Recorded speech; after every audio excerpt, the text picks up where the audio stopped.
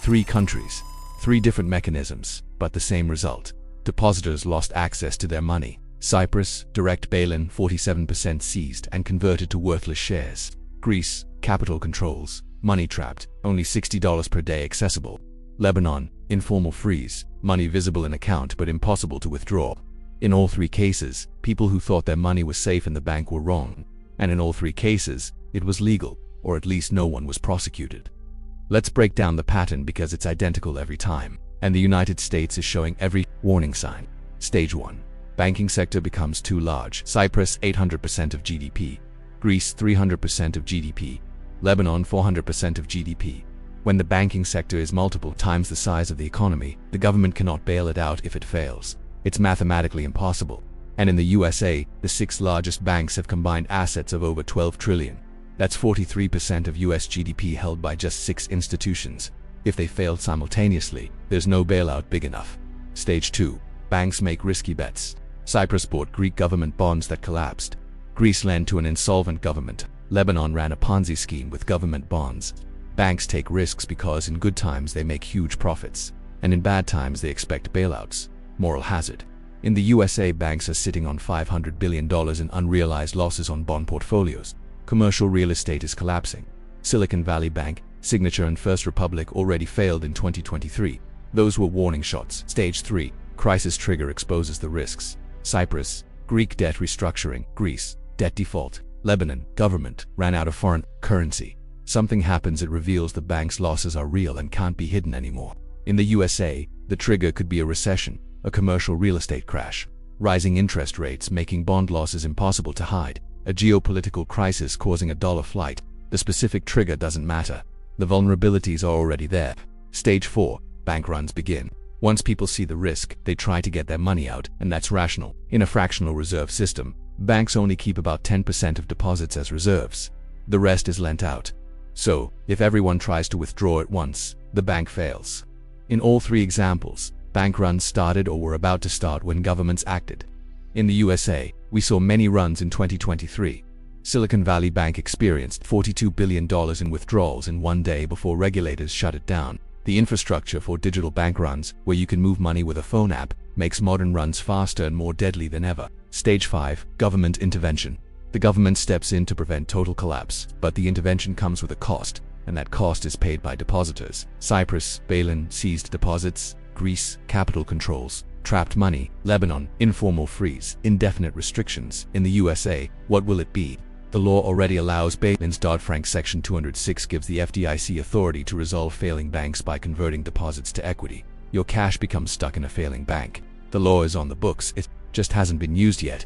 Stage 6. Years of economic pain. Even after the immediate crisis, the damage lasts. Cyprus took years to recover. Greece is still dealing with the aftermath. Lebanon is in a humanitarian crisis because once people lose their savings, once trust in banks is destroyed, it doesn't come back. People hoard cash. Businesses can't get credit. Investment stops. The economy stagnates. That's the pattern. 6 stages. And the United States has completed stages 1 through 4. We're in stage 5. The next banking crisis is forming right now. Let's look at the specific vulnerabilities.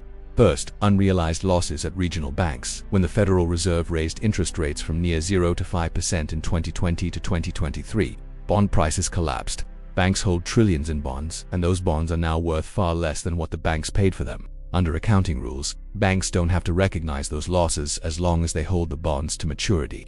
But if depositors withdraw money, banks have to sell bonds to get cash. And when they sell, they realize the losses, and losses reduce capital. Reduce it enough and the bank is insolvent. Silicon Valley Bank failed this way. They had $16 billion in unrealized losses. When depositors withdrew, they had to sell bonds, realize the losses, and boom, bankrupt. There are dozens of regional banks in the same situation. Second, commercial real estate. Office buildings are worth 40–50% less than they were in 2019 because of remote work, but banks lend against 2019 valuations. There are $3 trillion in commercial real estate loans held by US banks. When those properties are refinanced or sold at current values, banks take losses. New York Community Bank nearly failed in early 2024 because of commercial real estate exposure. They're not alone. Third, FDIC insurance is a fiction. The FDIC has about $125 billion in its insurance fund. Total insured deposits in the US are about $10 trillion. That's 1.25% coverage. If 2% of banks fail, the fund is wiped out, and there are over $18 trillion in total deposits. Most of that is uninsured if you have more than $250,000 in one bank. Anything over that limit is not covered, and even for amounts under $250,000, if enough banks fail simultaneously, the FDIC doesn't have the money. They'd have to borrow from the Treasury or the Fed, which means printing money, which means inflation. Either you lose your deposits directly or you lose them through inflation. Pick your poison. Fourth, digital bank runs are unstoppable. In the old days, a bank run took time. You had to physically go to the bank, stand in line. There was friction. Today, you can withdraw $50,000 with a phone app in 30 seconds, transfer it to another bank, or buy Bitcoin. Silicon Valley Bank saw $42 billion withdrawn in one day. That's 25% of their deposits. Gone in 24 hours. No bank can survive that. And once one bank fails, panic spreads instantly via social media. Everyone tries to withdraw from similar banks at the same time. It's game over. Fifth, the bail-in law exists. Dodd-Frank is clear. In a systemic crisis, the FDIC can resolve failing banks through bail-ins. So, what happens next? Let's imagine the scenario. It's late 2025 or 2026. A recession hits, unemployment rises, corporate defaults start, commercial real estate loans start failing. A major regional bank announces massive losses. Depositors panic. They start withdrawing. The bank fails. FDIC takes it over, but the FDIC can't cover all the deposits. Other banks with similar exposures see runs. 3 more banks fail in 1 week. The FDIC fund is nearly depleted. The stock market crashes 20%. Credit markets freeze. The president declares a financial emergency. Over the weekend, capital controls are announced. Withdrawal limits $300 per day from ATMs. Transfer limits. You can't move more than $10,000 without approval. Wire transfers abroad are suspended, and the FDI announces that deposits at failed banks over $250,000 will be converted to equity. Bail-in: you had $500,000 in the bank, $250,000 is insured. The other $250,000 becomes shares in a bank that's worth maybe 20 cents on the dollar. 3 times, 3 countries, 3 moments, when depositors learn that their money in the bank isn't actually their money, it's an unsecured loan to the bank. And in a crisis, that loan can be converted to equity or frozen indefinitely. Cyprus taught us bail-ins are legal. Greece taught us capital controls can last for years. Lebanon taught us banks can simply refuse to give you your money and there's nothing you can do. And the United States has the legal framework for both bail-ins and capital controls already in place. The vulnerabilities are extreme. The warnings are everywhere. And the pattern says it's coming. Maybe you have 6 months, maybe a year, maybe 2, but the math says it's inevitable. So, what do? First, understand that bank deposits are not savings. They're loans to the bank. Unsecured loans. If the bank fails, you're a creditor, not a depositor, and creditors take losses. Second, don't keep all your money in one bank. Don't keep more than $250,000 in any one institution. Spread it around. Reduce single points of failure. Third, keep some cash outside the banking system. Physical cash. If there are capital controls or bail-ins, cash in hand is the only money you'll have access to. Fourth, consider hard assets, real estate, gold, things that exist outside the banking system and can't be frozen or bailed in. Fifth, have a plan. Know what you'll do if capitals are announced, where you'll move money, what you'll buy, because once it starts, you won't have time to figure it out. And sixth, understand that the government will not protect you. They'll protect the system, they'll protect the banks. And if that means taking your money, they will. Cyprus, Greece, and Lebanon proved it. The law in the USA allows it. And when the crisis comes, it will happen.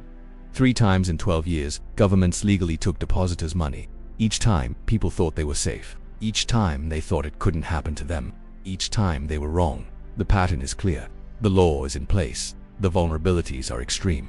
And history has shown us exactly what happens next. The only question is whether you'll see it coming before your money is trapped. If this opened your eyes to what's actually coming, subscribe, because when the next banking crisis hits, when your money is frozen or bailed in, you'll want to understand what happened and why.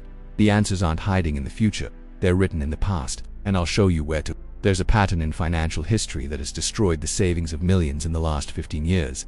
And right now in 2225, the legal framework is in place for it to happen in the United States. In 2013, Cyprus woke up one morning to find their banks closed. When they reopened, 47% of deposits over €100,000 were simply gone, seized, not stolen, legally confiscated by the government to save failing banks.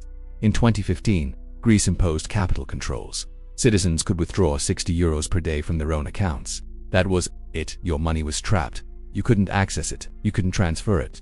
You couldn't leave the country with it for months. And in 2019, Lebanon's banks froze all accounts. People who had millions in savings couldn't withdraw more than $200 per week. That restriction is still in place today. 6 years later, their money is gone, trapped in a failed system 3 times. 3 developed nations. 3 moments when governments legally took depositors' money, not through taxation, not through inflation, directly from bank accounts. And here's what should terrify you.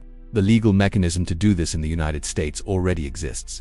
It was created in 2010 under Dodd-Frank. It's called bail-in authority. And when the next banking crisis hits, and it's coming, your deposits are the first line of defense.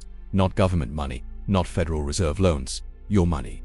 This is the story of how modern governments seize bank deposits, why the law allows it, and why your savings are not as safe as you think. Before we go through the pattern, you need to understand what a bail-in actually is and why it's different from everything that came before. In 2008, when banks failed, governments bailed them out. Taxpayer money, printed money, emergency loans. The bank's losses were transferred to the public, and people were furious. Too big to fail became too big to save. The political backlash was enormous. So, in 2010, governments in the US and Europe passed new laws. The official reason was to prevent future bailouts. Banks should fail if they make bad bets. No more taxpayer rescues. Sounds good, right? But here's the catch. When a bank fails, someone has to take the losses. The shareholders lose first, obviously, then the bondholders. But if that's not enough, if the losses are bigger than the equity and bonds combined, who's next? Depositors. The people who thought their money was safe in the bank. This is a bailing. Instead of the government bailing out the bank with taxpayer money, the bank bails itself in by taking depositors' money. Your savings become the bank's capital overnight without warning, without your consent. It's legal. It's in the law, and it's already happened 3 times. Let's start with the first time the world saw this in action. Cyprus, March 2013. This is the blueprint. Cyprus is a small island nation in the Mediterranean, about 1.2 million people. It's part of the European Union and uses the euro. And in the 2000s, Cyprus became a banking center.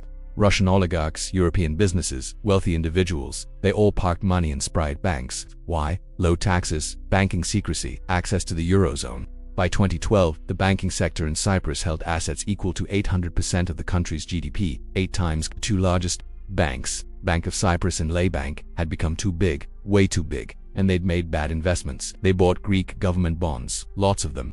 Greek bonds paid high interest rates, 10–12%. So, Sprite banks loaded up.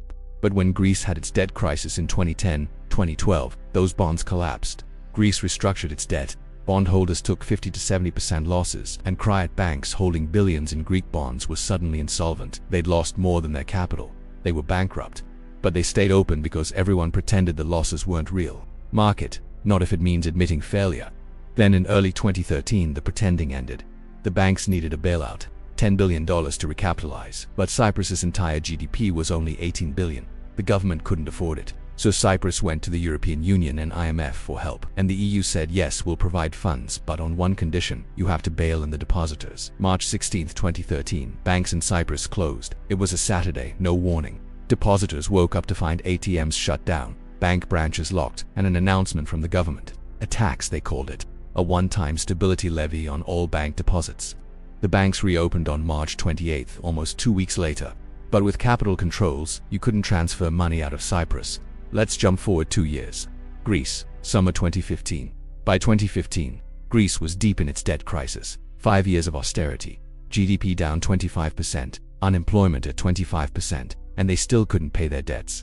In June 2015, negotiations with the EU and IMF broke down. Greece was about to default, and Greeks knew what was coming. They'd seen Cyprus. If Greece defaulted, the banks would collapse, and if the banks collapsed, deposits would be seized. So Greeks started pulling money out in 1 week. June 152, $8 billion left Greek banks. Bank runs started. The banks were bleeding cash, and if it continued, they'd run out. On June 28, 2015, the Greek Prime Minister went on television, announced a referendum on the bailout deal, and announced that banks would close the next day. For 1 week, he said the banks closed June 29th. They didn't fully reopen for 3 weeks. And when they did, capital controls were in place. The restrictions were severe. Greeks could withdraw $60 per day from ATMs. That's it, $60, about $65 at the time. If you needed to buy groceries, pay rent, buy medicine, you had $60 per day. Pensioners who didn't have ATM cards could withdraw $120 per week once a week from a branch. Imagine being 75 years old, waiting in line for hours in the summer heat to get $120 to live on for a week. That was reality. Wire transfers abroad were forbidden. You couldn't pay international suppliers. Businesses couldn't import goods. You couldn't send money to family living overseas. The economy was cash only. and there wasn't enough cash. Greece didn't do a bail-in like Cyprus.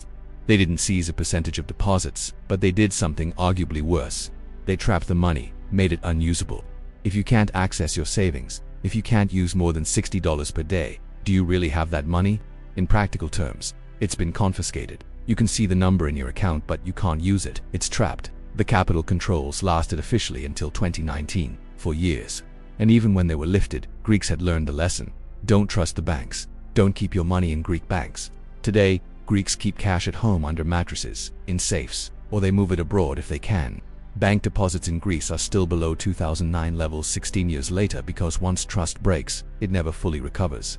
The lesson of Greece: even without a bail-in, governments can trap your money with capital controls, make it inaccessible, make it worthless in practice, and the restrictions can last for years.